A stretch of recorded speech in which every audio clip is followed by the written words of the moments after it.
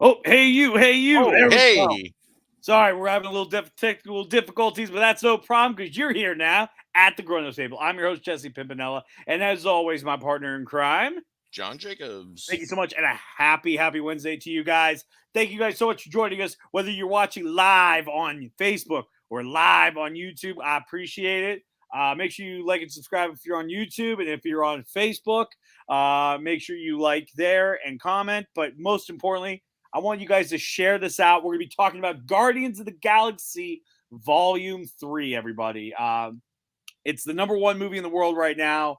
It's a great film we're going to be talking about. I don't want to give too much away because I want to leave it up to our guests to bring out some of the spoilers. And yes, spoilers will be a thing with this show. So if you haven't seen it yet, I would hit save on this video, come back to it after you go see Guardians of the Galaxy Volume 3, and you will love it. I thought it was a phenomenal film.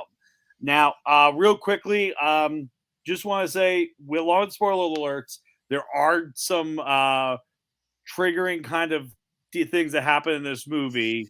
Come on, Jesse. I gotta be fair with everybody. You don't have to. It's being blown way out of proportion. Oh my god, I bawled my eyes out. All right. I mean, yeah, we'll talk about that. But anyway, this is the intro. Right? My bad. Like a Nancy Pants. All right. I'm just putting it out there. All right. I am a Nancy Pants Swanee. All right. Anyways, so without further ado, let's bring out our guests. All right, let's bring out Brian Wilson and Darth, everybody. Give it up for them. Yes! Applause. Very excited. Now, real quick, before we get started, everybody knows Darth. Darth was here a million times, but this is Brian Wilson's first show on the Grown Ups Table. I am pleased that Brian was finally able to join us. I've known him for a super long time. This guy probably knows more stuff about this than I do, and it's great to finally have him on the show. So, Brian, welcome to not only your first episode, but an awesome episode talking about Guardians of the Galaxy Volume 3. Thank you. I'm so glad. I've been asked for like a Marvel show for a while, so I'm glad this is the movie though to come on and talk about, because this is a fantastic. Yes, I mean this film was honestly just the perfect film to come into, because not only is it a Marvel film, but it's monumental. It had a lot of impact emotionally. The action was amazing. Spoiler alert: if you give Marvel a hallway, they'll find a way to make it the most epic fight scene ever. Okay, let's just put those two together, and we're gonna get a good fight scene every single time. Now, real quick backstory. So I know Darth saw it, but we went to go see it with Brian Wilson, and I got this cool shirt. I was so excited about it. Oh, are you wearing the shirt? Yeah, I'm wearing the shirt, baby. Dude. I'm wearing it. So that was a licensed shirt that you got for free, man. That was no drugstore shirt, man. I didn't get it for free. I was nearly booed in front of my peers, my friend, because you fucked up. I fucked up. You said that Peter was from Montana, man. Okay, real quick. Notwithstanding, you said Montana just now. What state? Let's see if Darth can know. Darth, what state? I'm gonna get it. Is Peter Quill from? And I will give you options if you like.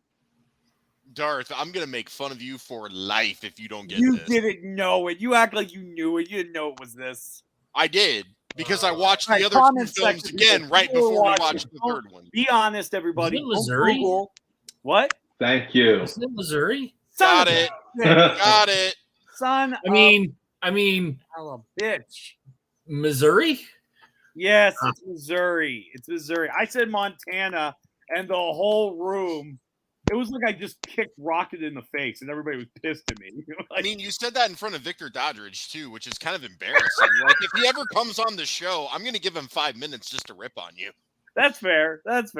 He was so nice. Like He was really nice about it. He was like Esmeralda trying to make, like, cheer up Quasimodo after he gets like pelted with tomatoes. Like, it's okay, you're so beautiful still. Like you are still desired by life. You know what I mean? Like, I got the shirt. I had to answer another question, which was, where was the Space Infinity Stone found in Guardians 1? Do you guys know what the planet would be?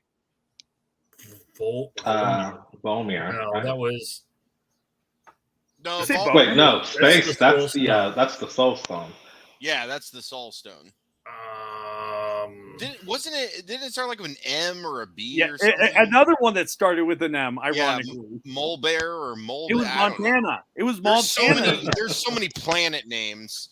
But Moab. not knowing that is different than not knowing the 50 states in the United States because we all Oh, I learned know the it's fucking clear. song in elementary school. The planet was Missouri. It was Missouri. It was obviously Missouri. I should, you know what? When they asked for the state, I should have said it under my breath, like, oh, New York, Missouri, Wyoming. What? I said it. I said it. I muttered it. I would have been like, I thought we were a United States. But we were United States. And just been patriotic.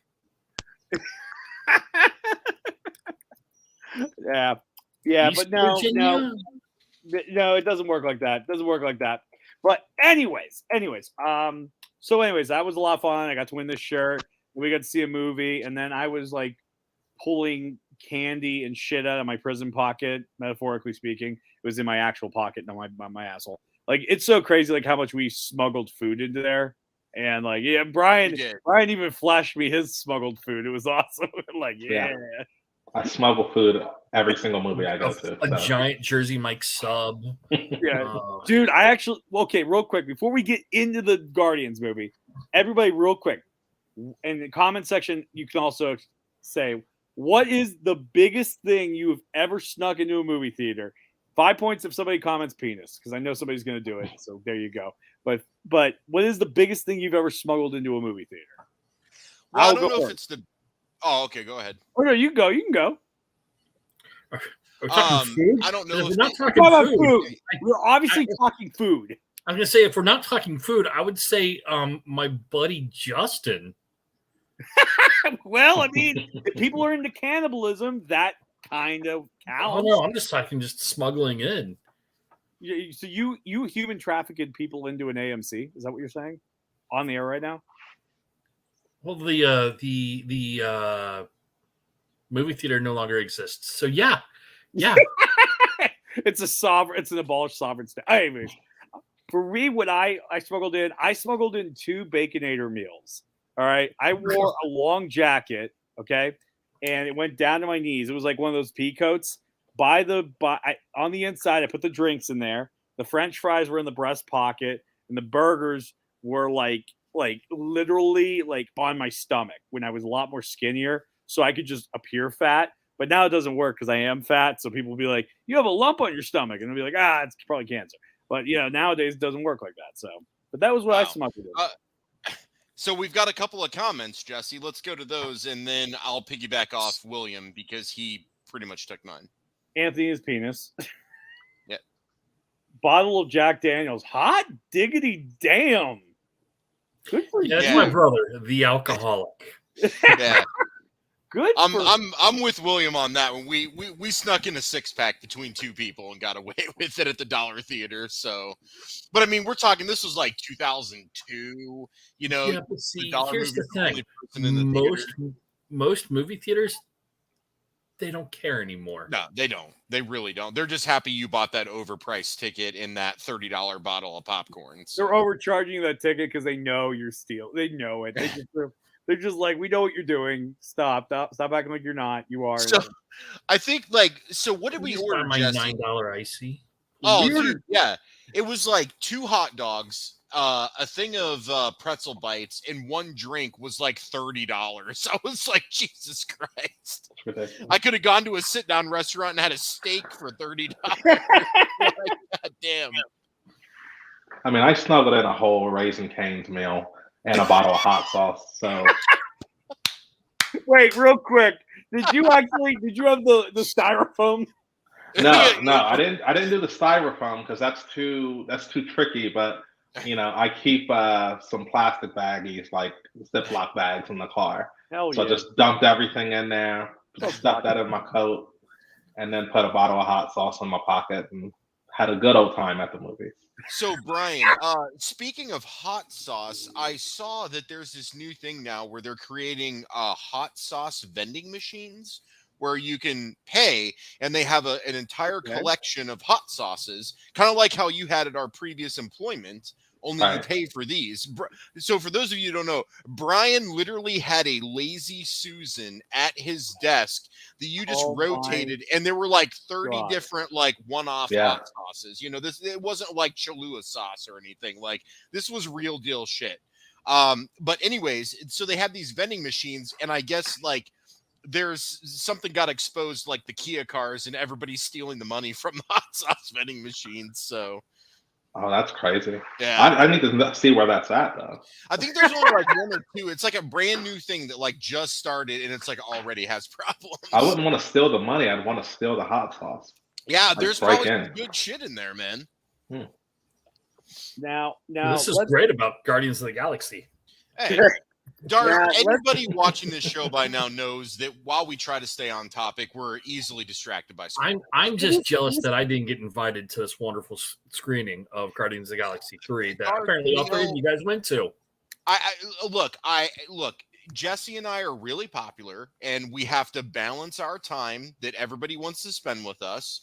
And you know, this just so happened to be Brian's time. So it was Brian's time.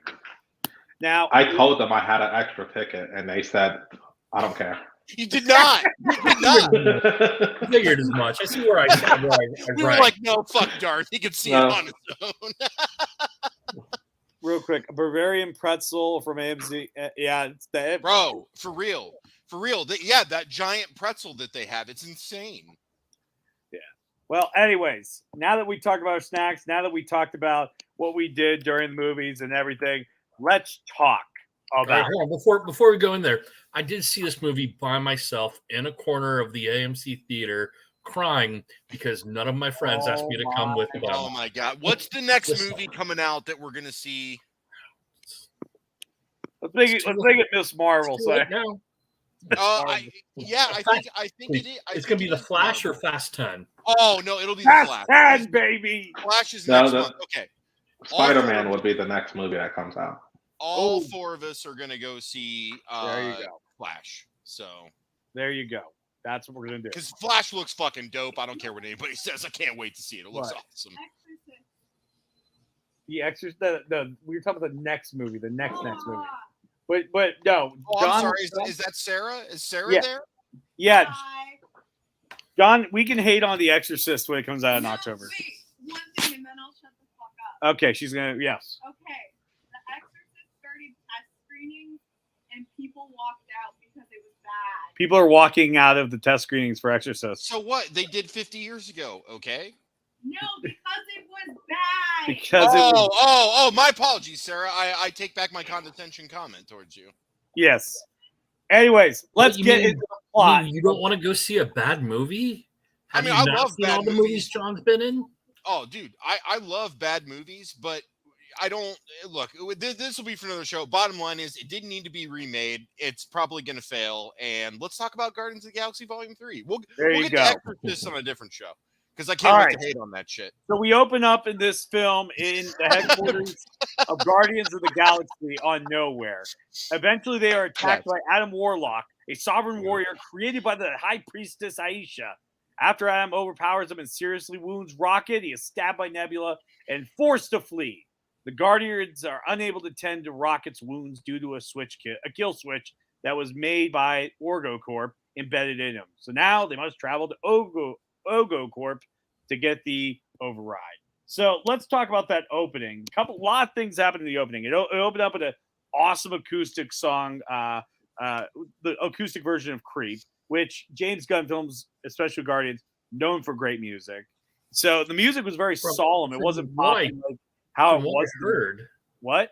From what I heard, this was a previously unreleased version of Creep. That's pretty. I didn't know that. Okay, I did not know that. That's cool. What was so cool about it is, like, if you look in the last couple movies, they were all like poppy music. Yeah, I mean, minus the first Guardians, because the first Guardians was Moon Age Dream, because it was during the cancer scene. Mm-hmm. Which it's sad, but then it did Redbones Come and Get Your Love afterwards. What? Yeah, but he only had like 12 songs. Yeah, and they were not pop songs. On a cassette. Star-Lord does not listen to pop music, Jesse. What are you talking about? Okay. Now he's got a Zune that's got over. Well, now 300 he does, songs. but up until this, before he got the Zune, which, oh my God, heartbreaking from Yondu. But anyways, we'll get there. Yeah. But those were popular songs back then, weren't they not? Pop songs. It's not really pop, but let's not argue about this. Let's agree to disagree, okay? Yeah, I'm good with that. Okay. Anyways, so yeah, this one started on a very solemn note, and it gets right down to it. Within the first 10 minutes of this film, we know what this film's going to be about. There's a bomb and Rocket. We need to get Rocket to safety. We got to get those codes.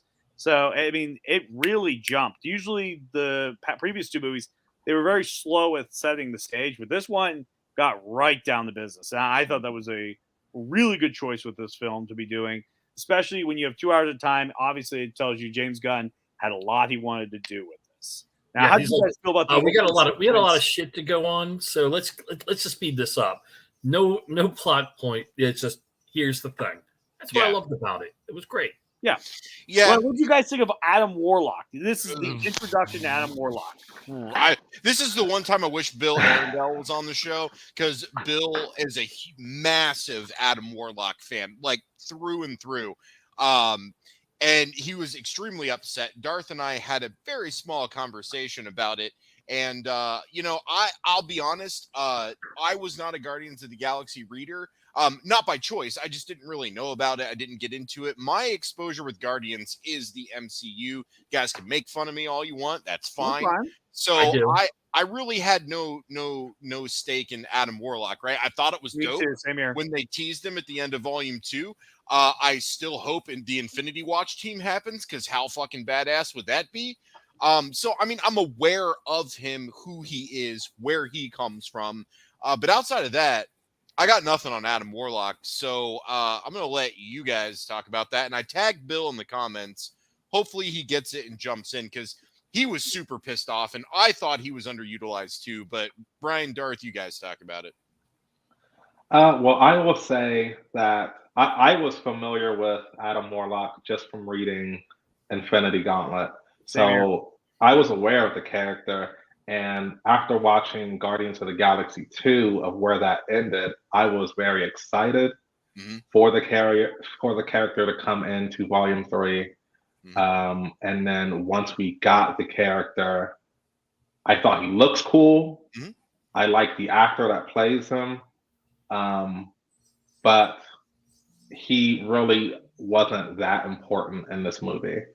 He really didn't have much to do. They just kind of crammed him in there. It made me kind of think that once James Gunn wrote Volume 2, he had an idea of where to go with Volume 3, and then maybe he changed that idea, but still had to address Adam Warlock. And then just the whole, I understand what they were doing with the character. He just came out of that cocoon. He's like a newborn. So I understand what they're trying to show. I really hope that in the future they're going to flesh that character out a little bit more. So I'm forgiving of that.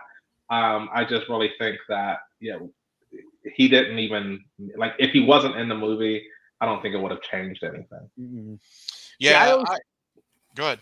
I was going to say the only reason I thought he was in the second one was I thought he was going to be somehow an Infinity War, or at least that's what I thought. Yeah, that was my thought. So that would have been dope to have him Infinity War, man. Jesus. Yeah, so that was my thought of what they were going to do with him. So when especially since they killed off Ego, because obviously Ego couldn't be around when Thanos showed up. So what better way to bring another heavy hitter in? Oh, let's bring Adam Warlock in. Oh, never mind. We're just going to use him as a MacGuffin 5 years from now. Cool.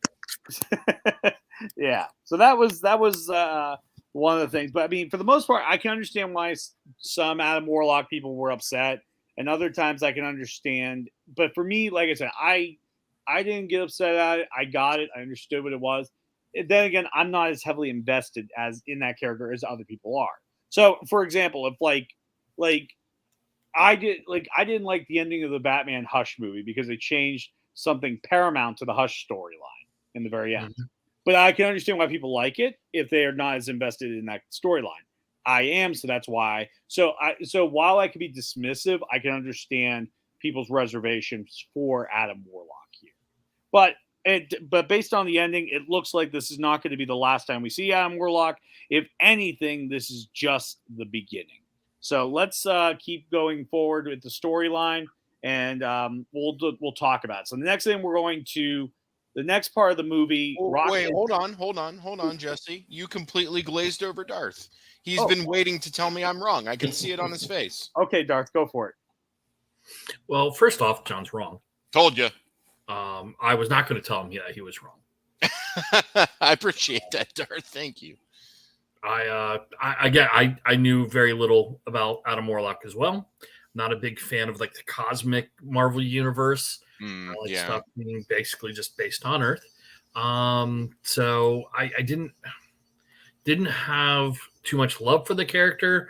I thought he or someone like him was needed to show that, you know, the Guardians are accepting of everyone, even if they were trying to kill him, even anything like that. Everyone can be redeemed. Okay. You look at everyone that's in the Guardians of the Galaxy, they've all been redeemed in some way, shape, form, or another. Sure. You know, the daughter of Thanos. Well, both daughters of Thanos. Drax the Destroyer. Cosmo, who was a bad dog. We saw that in the movie. Yeah. Who was a bad dog. Redeemed herself. Mantis, who was an accomplice to how many child murders? Right. She was, a herald of ego, if you would. Like a genocide amount of Right. like an ego offspring genocide. Yeah. Drax the Destroyer. Quill was just, a loser, Ravager, whatever. But Son of they a all celestial they god. all got a second chance, Mhm. and Adam Warlock got a second chance. He did. And And now he's a Guardian of the Galaxy. And I did like that. I like how they add him, and the whole like Michelangelo thing going out to get Peter. Oh. I thought that was absolutely hilarious. I Don't laughed get my me ass. started on that one because I have a big problem at the end of the movie. But okay, We'll get there though, because We'll get there. I mean, there's definitely going to be points of contention with things. But Jesse, let's Brian, anything to add before we move on? Not with Adam Warlock now. Okay. So where are we going to go next, Jesse? Come on. The next part of the film, now that Rocket's in his coma, we're going to take a look at his tragic backstory, which pulled on heartstrings. Yep. So he This was is called where the everyone baby breaks. raccoon. He was experimented on by the High Evolutionary, a scientist who sought out to enhance animal life forms into anthropomorphic species. Sorry, I butchered that word. You got close. You were good. I was very close. I felt good about that. And basically, he wanted to create a counter Earth. But during these experiments, Rocket befriends an otter named Lila, a walrus named Teefs, and Rabbit, who's named Floor. And High Evolutionary is impressed by Rocket's intelligence, but becomes infurious when Rocket's intelligence starts to exceed the High Evolutionary. Yep. And it drives him nuts. He's insane. That he's so he's very unhinged. Yeah. And it gets to the point where Rocket, him with his family, Lila, Teefs, and Rabbit or Floor, he wants to, fly off into the blue sky and be free with them. So he actually manages to find a way to free them with a key that he's been slowly putting together every time he hangs out with the High Evolutionary. Turns out it was a trap. And this, I think, I don't remember a time where a movie theater gasped. Yeah, I cried, man. Loud I did. It was so and cool. cried. Oh my But God. yeah, I was all alone oh my God, In this the next corner. part. just crying. I think I said "son of a bitch" under my teeth, like gritting my teeth. I was so angry. High Evolutionary apparently knew Rocket was going to do something like this, and we just see him pretty much kill the only family he ever had. But if you think about it, throw up the comment from Michael. He just commented. He cried too. Hey, it's all good, dude. man. We all did. I don't know any person who's seen this movie who hasn't cried. Dude, Like, when Bradley Cooper lets out that scream as Rocket, oh, dude. that was. And then he just starts fucking up his face, man. Oh my God! I was choking. I couldn't breathe. I was like, I felt like my throat was closing off. I was choked up. Yeah, it was really sad. This portion of the movie is my test for psychopaths. If you don't cry during this, You don't cry. you're a sociopath, Yeah, or you're dead inside. Yeah. yeah, and you're on a watch list for sure. Like if you're clapping, you put that man on a list, please. You're not allowed to fly anymore. Oh my god! allowed to But it was just fly. like part of it too was, and you can tell like how like conceited and how vain the High Evolutionary is, and how like he just can't come to terms with Rocket solving a simple problem that none of them could, not even the fucking android people that looked like Lobot from Empire Strikes Back could even comprehend. He's like, oh yeah, just change the filter or whatever it was. They're like, what? He's like, yeah, just do that. He's like, okay. And oh yeah, that worked, by the way. But did you guys catch the nod to, I don't know if it is intentional or not, but I'm going to say it is. And if I'm wrong, somebody light me up in the comments.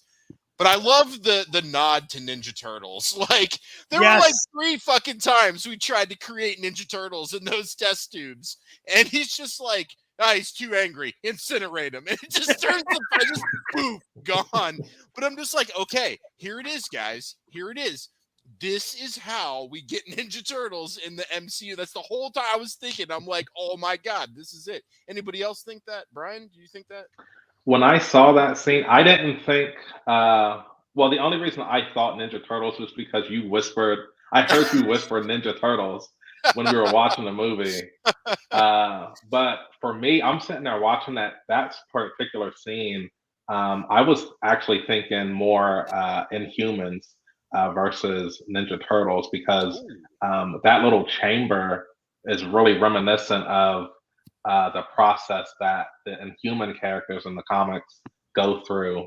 I know they kind of like crystallized, but it was kind of just like they look like they're kind of like in a chamber, and this little smoke and stuff comes out. So that's what I was thinking of. And then you said Ninja Turtles, and then I couldn't get Ninja Turtles out of my head. So yeah, but that's where I was going to. But it was pretty like oh, he just like created this thing in 10 seconds, and then it's just like, yeah, incinerate it. Right, just like went to all this effort, did what Rocket said to do. It worked. Yeah, fuck it, incinerate. Whoa, what's going on here? I think one of the things that James Gunn took to heart with his first movie with Guardians is that they all were like, oh, the villain wasn't as evil as he could be, and I agree with that. Ronan was pretty evil, man. Ronan was evil, but let's can we be honest? He was evil. As the movies went on, they increased the shit out of it. You went from a genocidal dad to Dr. Monroe. Yeah, hold on though. Darth has a better, because I don't disagree either. I think he wasn't big enough. Evil on a grander scale. You didn't see how evil he was. You didn't see the heartache that his evilness would have brought on. Yeah, he wants to kill the planet, but did he actually kill anybody? Did you actually see him kill people? Did you actually see him get his hands dirty? No. I'm going to put this stone on the ground and destroy the whole planet. All right, cool. Whatever. We'll stop him. Hey, he did smash the guy's head in with a hammer. I was going to say he did kill a guy. He did kill one guy on screen. I think he killed 2 people on screen. Oh, I just created this thing out of nothing. Hey, it's not what I want. Kill it. Right. Fired up. Oh, okay. Hey, I don't like this version of New Earth. Let's just kill it. Yeah. Right, cool. And then they showed the destruction. They showed everything that was happening, all because he was taking his ship out of the planet. Yeah. That to me is a lot more evil than, I don't know, put this stone down on the ground. Oh, I agree. I do. I think the easy way to show that somebody is evil is having them hurt animals, though. Yeah. I think in general, it's like that's just the way to go. Like, oh, it is. Shoot somebody, he's like, okay, that's a bad guy. I just want to make sure I was clear. I'm saying that as these movies have gone on, the villains have gotten worse, evil wise. What Jesse's saying is Thanos was right, and he sides with the bad guys. Ronan wasn't a bad guy. He just was misunderstood. He he had understandable motivation, right? Because his people were hurt, and even though they've evolved and moved forward, he's like, no, everybody's going to pay for this. So I get that, but there aren't any examples of that methodology of solving your problem like ever working in a positive way. So we knew that was doomed from the beginning. Yeah. I think what was so good, I think one of the cruelest things the High Evolutionary did for me was like when Rocket was letting out that awful cry, and he started mocking him. Like, like, oh my God. Like I was like, I could feel my canine going into my tooth. Like I was like gritting my teeth like, this son of a bitch is sick out of his. He was an asshole, man. And he had probably one of the most coldest lines, dare I say, in the whole MCU.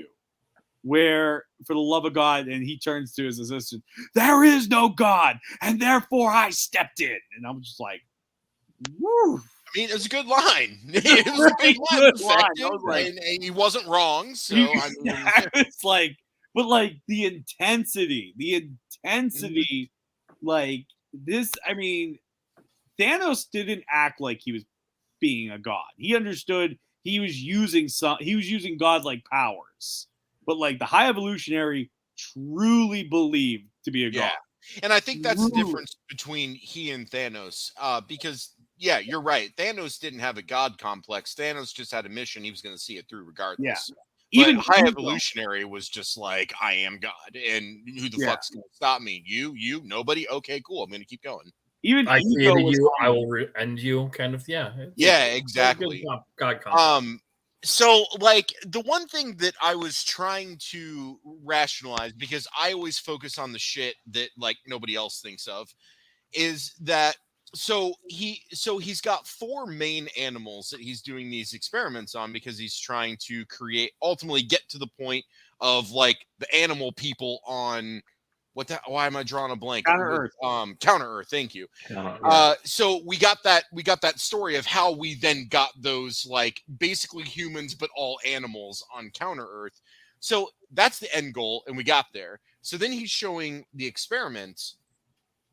I'm trying to understand what putting an iron mask over a rabbit's mouth, or putting wheels on a walrus, or putting just like Edward Scissorhand blades on an otter was going to do to get to that point. Rocket, I understand, even though they had some shit on his body, because it was about the intelligence, but how the fuck was a walrus on wheels going to get them to the perfect animal people that they got to? I actually was going through his Tim Burton face. It's okay. We all do it.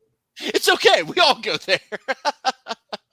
I really want to know what the mask over the rabbit was going to do in terms of a High Evolutionary type. Like, what was the purpose of that?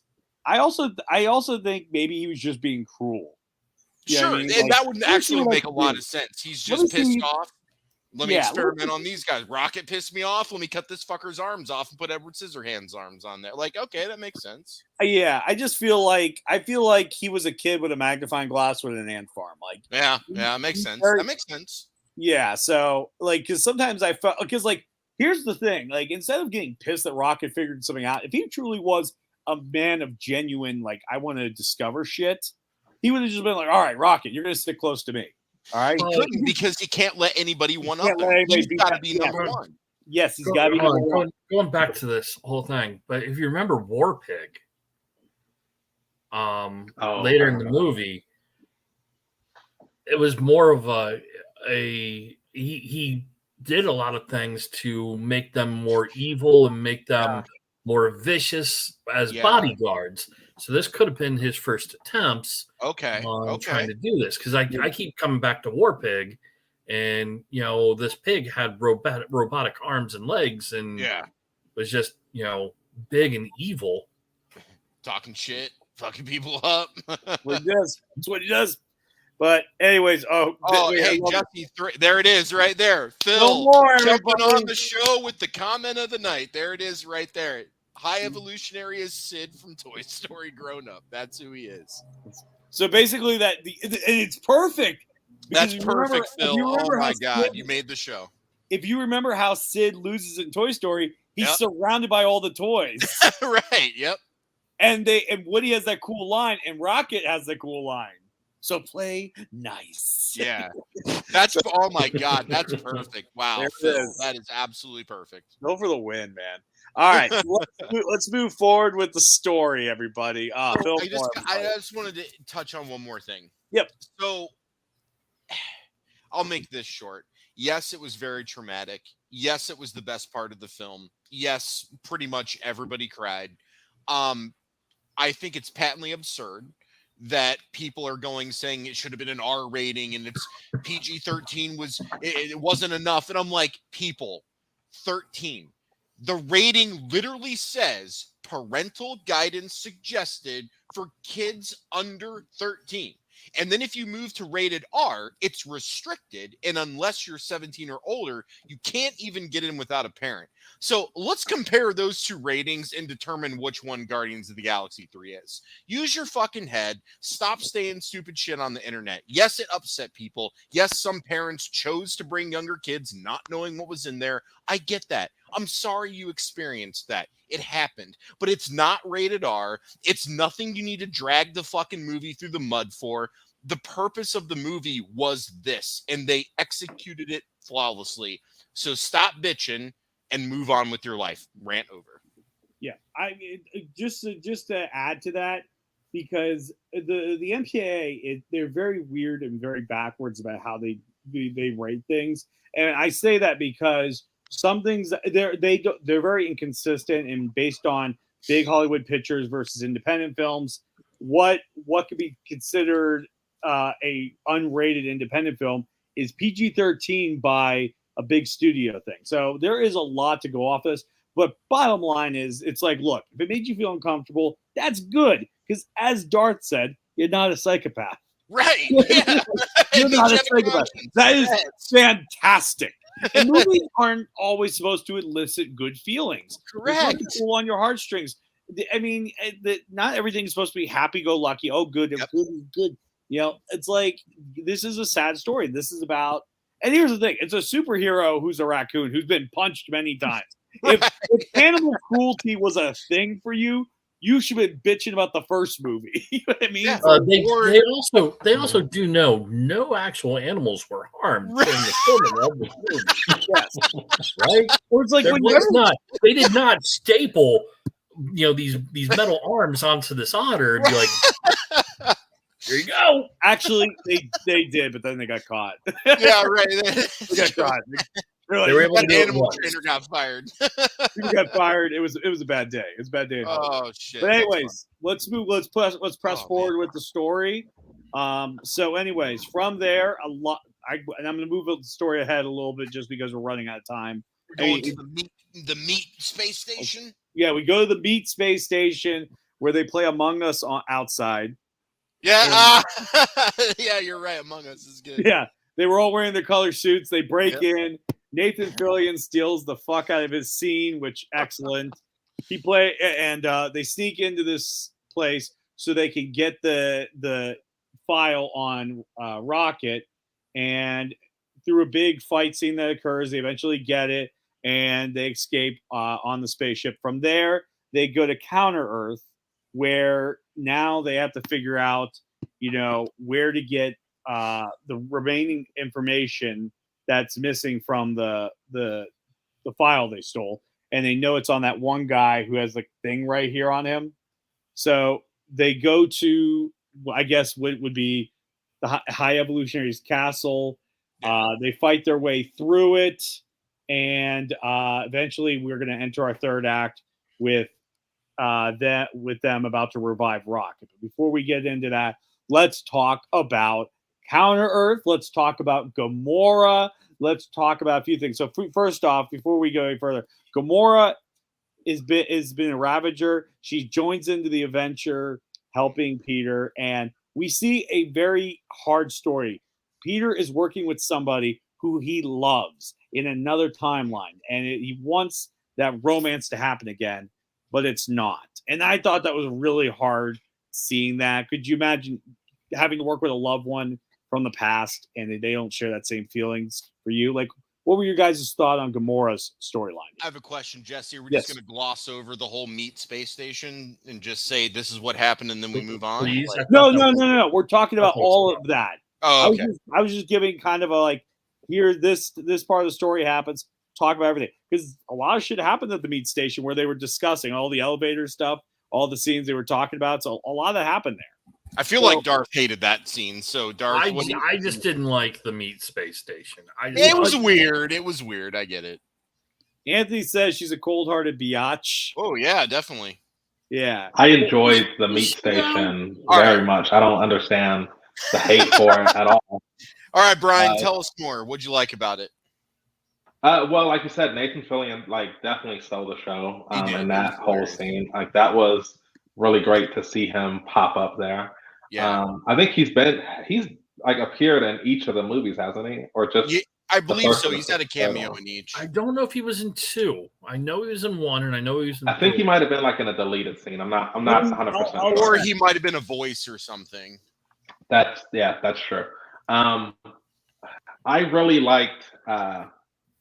One thing I was surprised is how much I am starting to really enjoy Mantis as a character. Oh my god! And she really got to have a few great moments during that whole sequence. So her whole interaction with Drax and everything, the scene where they're about to break into that meat station thing, where they are like on the intercoms and Star-Lord is like talking to Gamora, trying to have this like kind of deep personal conversation with her, and then Mantis just kind of interrupts like, hey, we can hear all of you guys, and then they have that whole conversation back and forth about what color they're supposed to hit on their suits to oh my god, talk about it. It's a great scene. I really love I think Mantis got a lot of time to shine in this movie, so I was like really appreciative of that. I think I agree. I think they did a lot to not. I think it started in the Christmas special where they were really kind of showing, because I think we all had that feeling in Avengers Endgame where all the female superheroes line up and then they're like, we'll take it from here with the gauntlet. And I remember me and my wife, we saw Mantis in that lineup and we looked at each other like, what's she gonna do? Like, we were just like, honestly, the fuck is she gonna do? But now that we see that she can jump, fight, she's very in martial arts, she can mind manipulate people, like go insane and shoot everything, and then I'm like, oh my god, that's chaos, and I love it.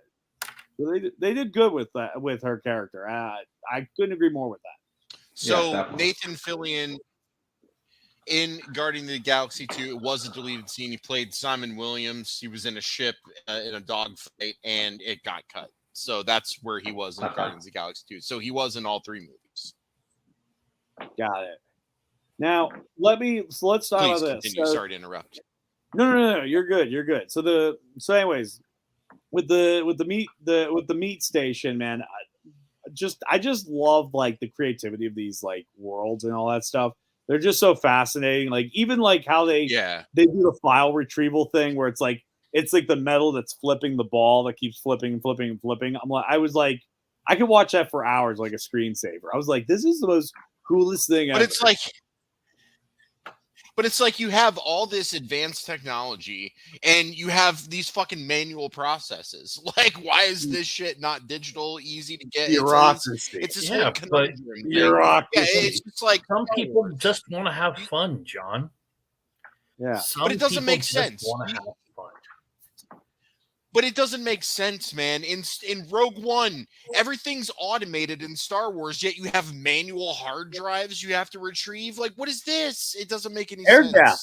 Keep it air gap so nobody can hack. It's brilliant. It's like analog, man.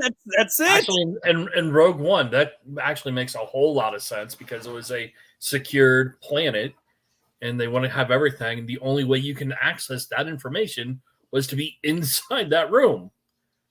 Dude, I don't think that there is any manual process that Darth Vader would approve for the Galactic Empire. He is a full automation guy, so it doesn't make sense to me. Yeah, well, Yeah, but I don't think he oversees every single little detail, you know. There's got to be that one employee that just kind of like goes. He has micromanagers to do that for him, and then when they report back to him, he just kills them and doesn't listen to them. So it's a nice dichotomy he's created for himself.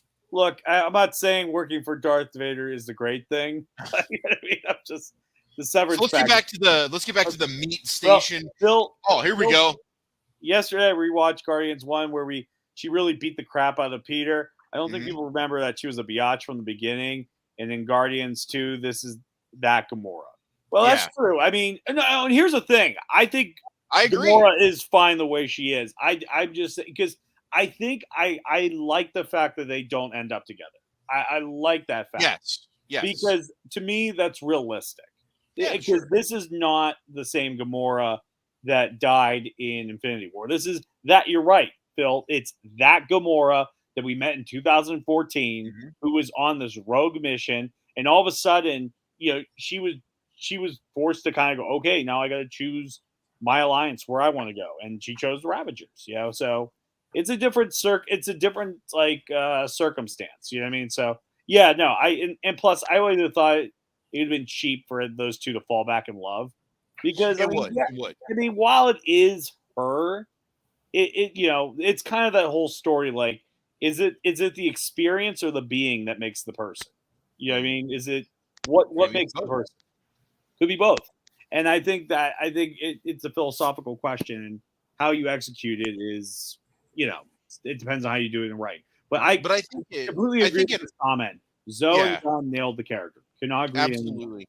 And I think it's all the theme of this film. The entire theme of everything that happens in this film is there's closure and endings to things, but it's not always happy, but it's still kind of happy, but it's not, because people go their separate ways. Things happen that maybe didn't happen the right way, but they didn't get killed.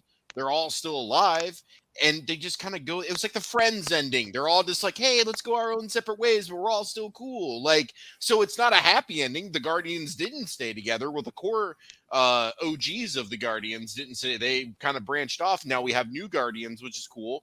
But I like that theme of this film, is that there's not really a happy ending. It's not a negative ending, but it's definitely not a happy ending, but it's still a good ending. And I loved that. It's because all the time we just get this bullshit where it's, here's the origin, here's the buildup, here's the battle, bad guy killed, hero wins. Let's do 5 of these and link them into an all-in movie, rinse and repeat for 15 years. So having Guardians 3 change that up meant something to me. I don't know, Brian, how do you feel about that?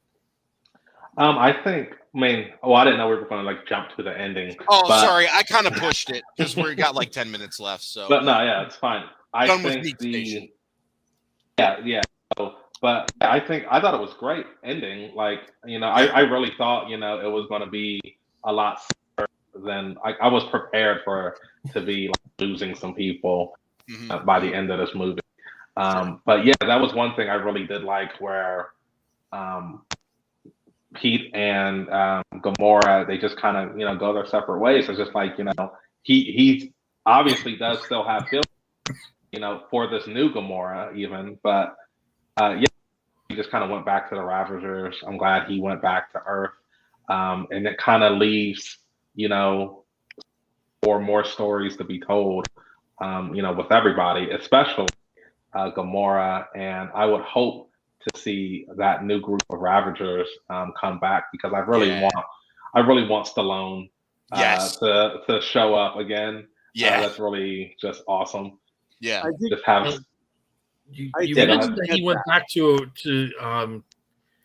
Star-Lord went back home. Jesse, where was that home again? It was Montana. No, Missouri. Yeah.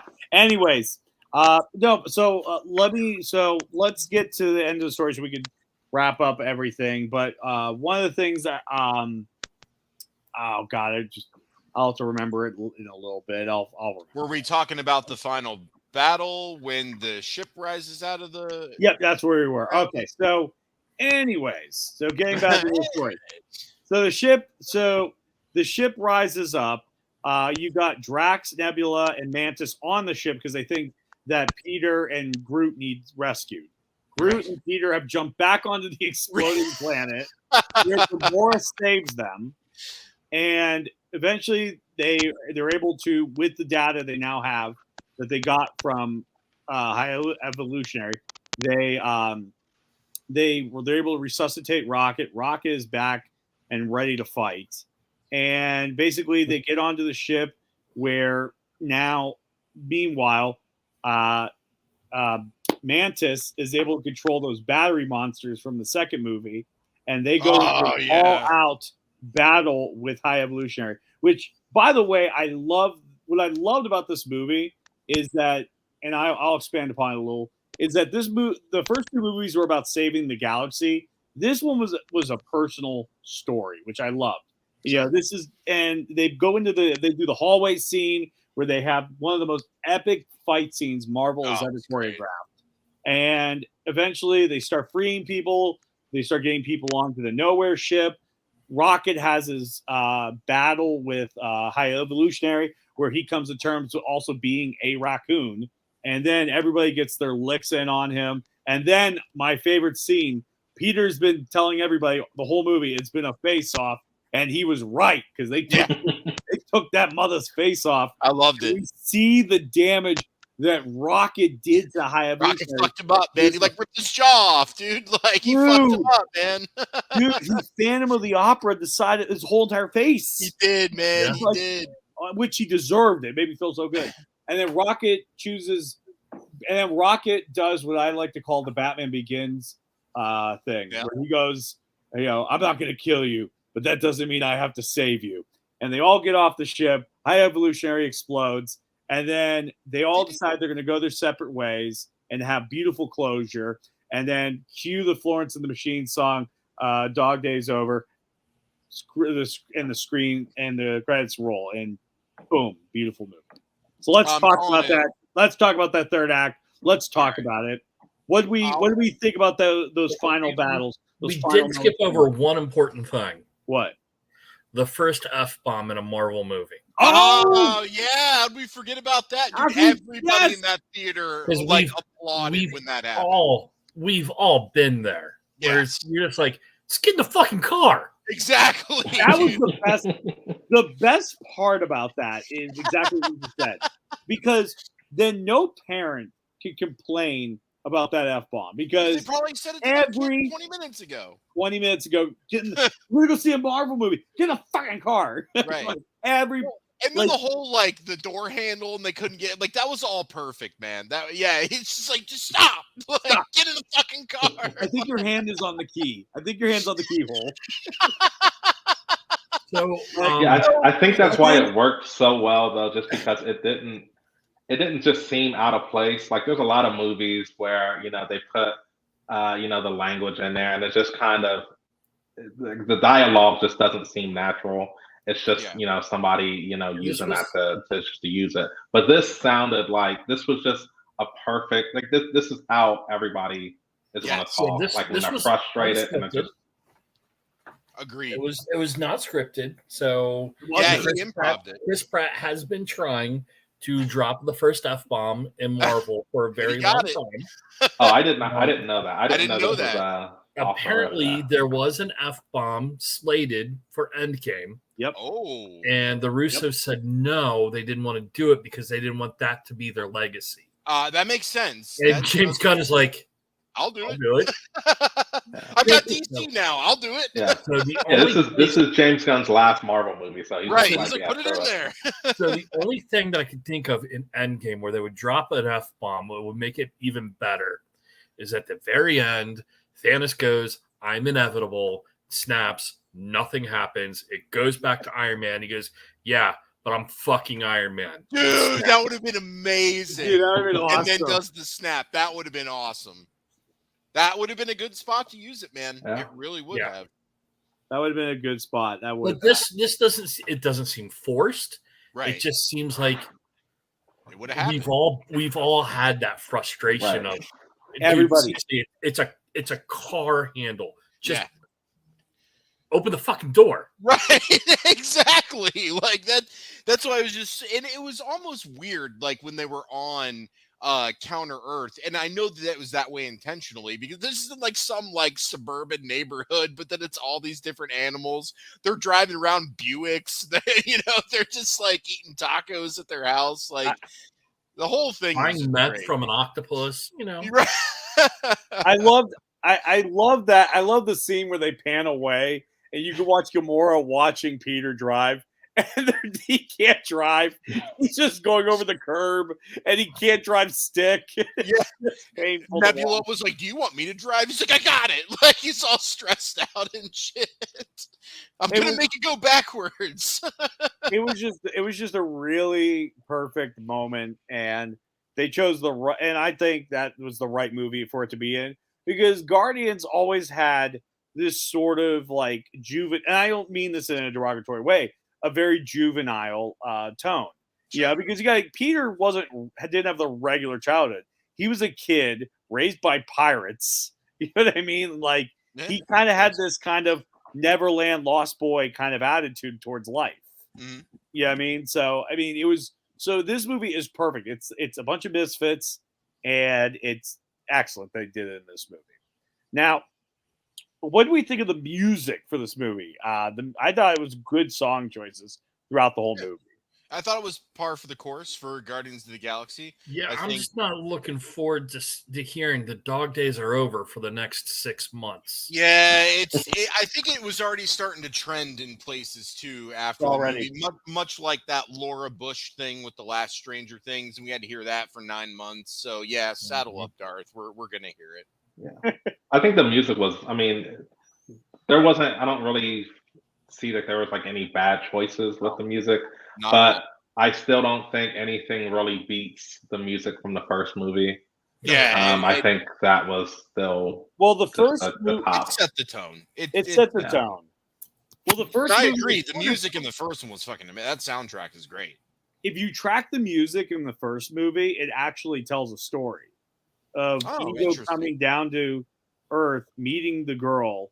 Like, hold on, let me pull up the soundtrack. Well, while he's doing that, so in this one, you start out you're in a somber mood already because this is the last one. So doing creep, and having it start the movie out in a somber, dark kind of tone, and then ending it with the dog days are over and everyone's celebrating. Yeah, perfect. Yeah, and I think it also matches where they were in Nowhere. Like it was just it was two perfect songs. You're absolutely right, Darth. We're starting out somber, we're ending happy, even though it's not fully happy. It's still happy enough, and we're back to Nowhere. Very end where we get the very first song that they played. I don't know the song, but the one where Quill was on the planet singing by himself. Hey. Yeah, Come and Get Your Love. All right. Yes, thank you. Real quick, so here's it. Hooked on a Feeling was falling in love with Ego. Going all the way with Ego. Spirit in the Sky. Well, he did come from the sky. Mood Age Dream was pretty much them falling in love. Fooling Around, fell in love. I'm Not in Love is when he leaves. I Want You Back is when she misses Ego. Come and Get Your Love. She wants Ego to be back. Ego's never going to come back. Cherry Bomb, it's this like kind of rebel-like phase. Escape, Pina Colada song. Looking for Love Elsewhere. Ooh, child. That's Having Peter. Ain't No Mountain High Enough means they're going to go through their life and overcome all obstacles. That was the line. That was the line they were trying to create with the soundtrack with that order. I like how you broke that down. That was great. Yeah, it was. I listened to that album so much, as well as one of those songs was actually Sarah and our first dance. I don't remember that, but I did have a few cocktails at your wedding. Fool Around, Fell in Love by Elvin Bishop was the song. But anyways, no, I thought they did a really good good job with the music for this movie, and I thought it was it was great. I'm gonna buy that album. I have the first two albums on vinyl, so I'm gonna buy the third one so I can get that next one. But yeah, no, it was great. This was the music was solid, good choices, and I think choosing Dog Days Night was what made everybody like. Yeah. Just because at this point, all the Guardians were going in many directions, and then we had a moment at the end of the movie that was clarified by James Gunn, and I'm glad he clarified it because I didn't know what it meant. Yeah, at first I hated it. Yeah, where I know what you're talking about. Yeah, where they say when he says "I love you guys," when Groot says "I love you guys." Oh yeah. He's weird. The whole thing was throughout the whole story, Gamora can't understand Groot at all. Right. Not until the very end. And we only understand him because now we're a part of that family. Gotcha. So they were just like basically like, okay, now you all as the audience can finally understand Groot. Here you go. I'm good with that. And I thought that was I thought that was a very beautiful kind of moment. Because even regardless, even without that context, I still thought that was a very beautiful moment. And I loved Groot. I loved the power armor design that he had. Like that was sweet. I thought Groot was fantastic. Good job, Vin Diesel. Yeah. And the tone of Peter when he was like, "We're not killing anybody. Oh yeah. We're the Guardians we regard." And then when High Evolutionary was like, "I'm just going to kill them all," and he tells Groot, "Kill them all," and then all the guns came out and everything. I thought it was great, and there's a great turning point in the movie. And I felt that was more because after he saw what they did to Rocket, like I felt like all bets were off after he saw what he did to Rocket. He's like, no, these guys need to be put in the dirt. We're done. And I thought that was a beautiful thing. So real quick, Jesse, before we give our final thoughts and wrap up, one thing we failed to talk about was the Village of the Damned kids that they found in the caged area with the animals that were still there and being experimented on. I thought that shit was hilarious. I laughed out loud. I'm sure both of you heard me.